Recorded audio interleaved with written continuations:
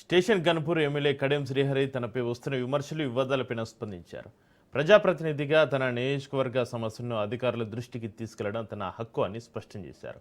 దేవాదాయ శాఖ కమిషనర్ను కలవడం పూర్తిగా నిబంధనల ప్రకారమే జరిగిందని, తన నియోజకవర్గంలోని ఆలయాల అభివృద్ధికి సంబంధించిన వినతి పత్రాలను ఆలయ కమిటీ చైర్మన్లతోటి కలిసి అందజేశారని తెలిపారు. నేను ప్రజాప్రతినిధిగా నా నియోజకవర్గ సమస్యలను అధికారుల దృష్టికి తీసుకెళ్ళడానికి మాత్రమే వెళ్ళాను. నేను అది నా హక్కు. అది ఒక ఎమ్మెల్యేగా నాకున్న హక్కు. అది నేను ఎవరి అధికారాల పరిధిలోకి వెళ్ళలేదు, ఎవరి అధికారాలు కూడా తీసుకోలేదు.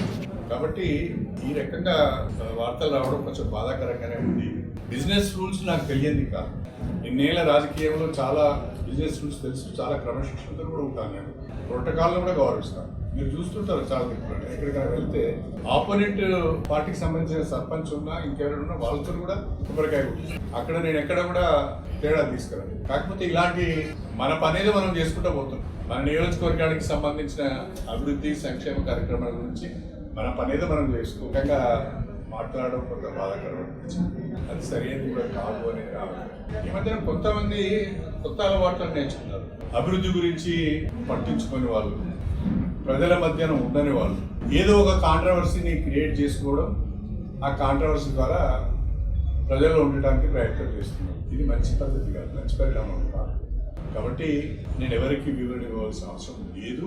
నేను ఎక్కడ తప్పు చేయలేదు, వివరణ అడిగే పరిస్థితి కూడా రాదు.